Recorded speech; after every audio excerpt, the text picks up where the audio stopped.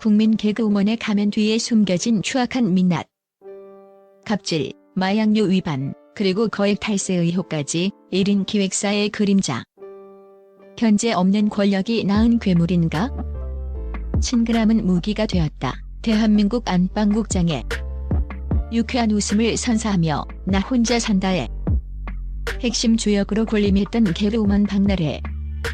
그녀가 지금 데뷔 이래 최대, 아니 연예계 생명을 위협하는 최악의 위기를 맞았다.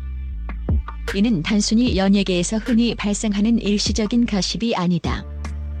이번에 터진 의혹들은 도덕적 해이를 넘어 실정법 위반, 그리고 인권 유린에 가까운 직장 내 괴롭힘 의혹까지 중첩되어 있어 대중의 충격은 배가 되고 있다. 비호감 이미지를 호감으로 바꾸며 자수성가의 아이콘으로 불렸던 그녀의 억척스러운 성공 신화가 이제는 한순간에 허물어지는 모래성처럼 무너져 내리고 있다. 권력형 성희롱 논란. 가장 먼저 불거진 논란은 그녀의 사생활 속갑질과 부적절한 행위에 대한 구체적인 증언들이다.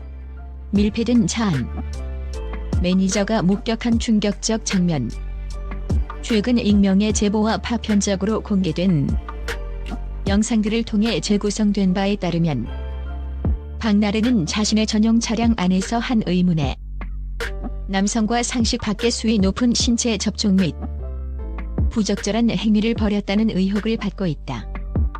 이 사건이 단순한 사생활 스캔들을 넘어 사회적 범죄의 영역으로 넘어가는 지점은 바로 현장에 그녀의 일정을 관리하는 매니저가 동승하고 있었다는 사실이다.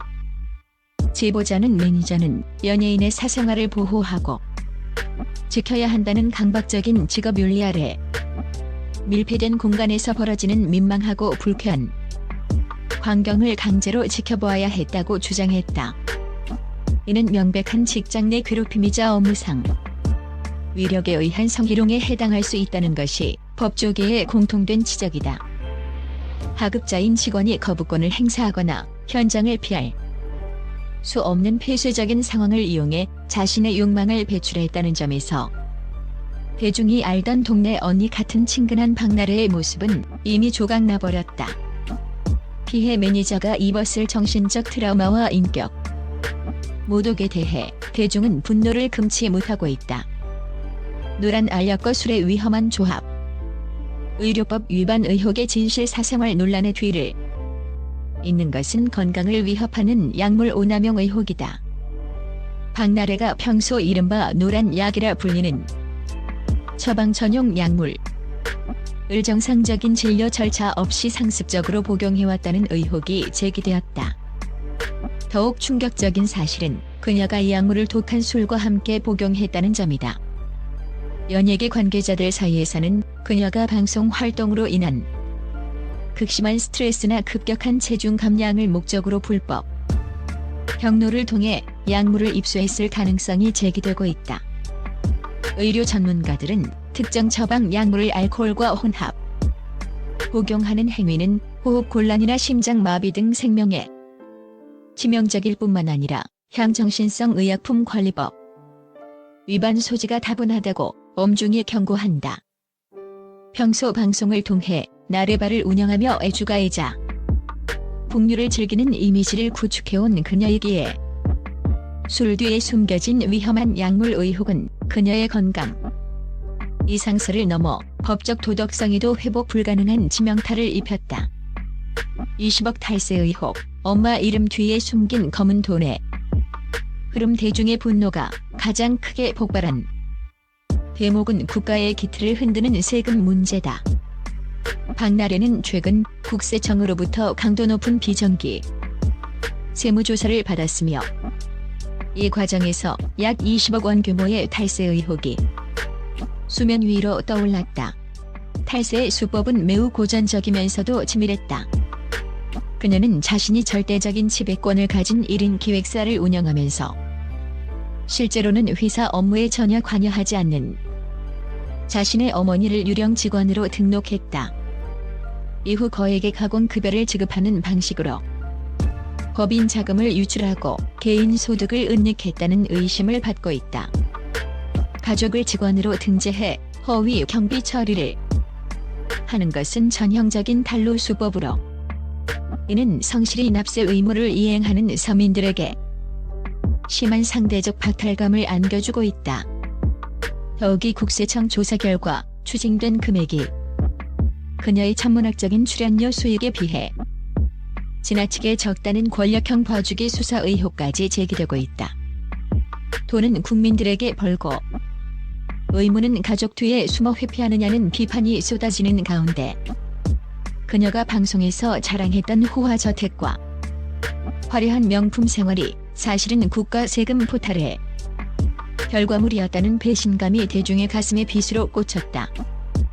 최악의 위기관리와 오만한 선민의식, 이러한 전방위적인 논란 속에서도 박나래 측이 보여준 대응은 사태를 걷잡을 수 없이 악화시켰다.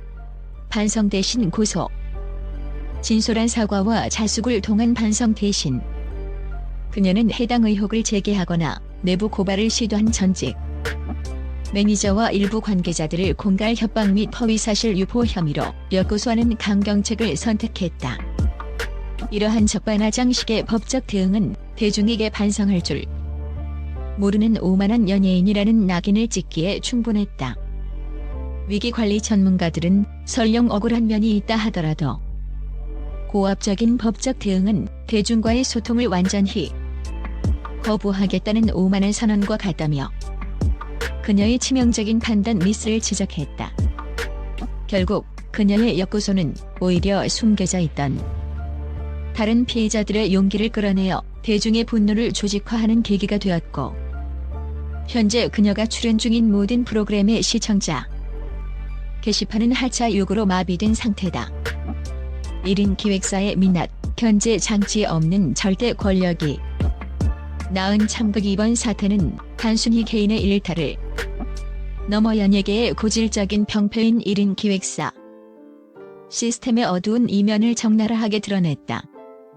기획사가 아티스트를 보호하고 동시에 도덕적 가이드를 제공하는 것이 아니라 연예인 본인이 회사의 주인으로서 절대 권력을 행사하다 보니 그 누구도 그녀의 잘못된 행동이나 위험한 선택을 제지할 수 없었다는 분석이다.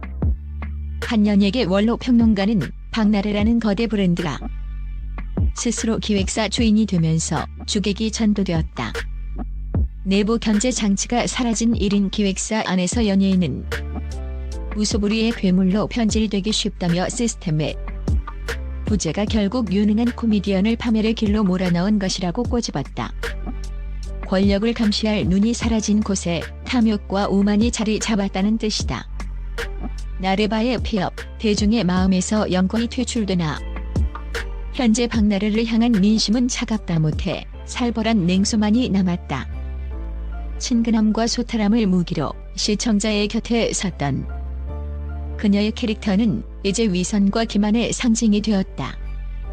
한때 그녀의 당당하고 주체적인 여성상을 지지했던 팬들조차 우리가 믿었던 모습은 철저히 계산된 연기였나라며 허탈감을 감추지 못하고 있다. 최근 별세한 영화계의 거성 안성기가 남긴 누군가에게 기쁨을 주는 삶을 살라는 숭고한 유훈과 비교해보면 박나래의 행보는 더욱 초라하고 비참해 보인다. 그녀는 자신의 지위를 이용해 타인에게 수치심을 안겼고 국가의 시스템을 농락했다는 혐의를 벗기 힘들어 보인다. 법적 처벌의 유무를 떠나 이미 대중의 신뢰라는 가장 엄격한 법정에서 그녀는 영구 제명이라는 판결을 받고 있는 모양새다. 우리는 지금 한 전설적인 배우의 명예로운 퇴장과 한 예능 스타의 추악한 추락을 동시에 목격하고 있다. 박나래 사태는 연예계 가십 그 이상의 의미를 지닌다. 이는 권력을 쥔 자가 도덕성을 상실했을 때 어떤 비극을 맞이하는지에 대한 뼈아픈 경종이며 우리 사회가 추구해야 할 공정과 인격의 가치를 다시금 생각하게 만든다. 나래바의 불은 꺼졌고 이제 그녀에게 남은 것은 서늘한 진실의 심판뿐이다.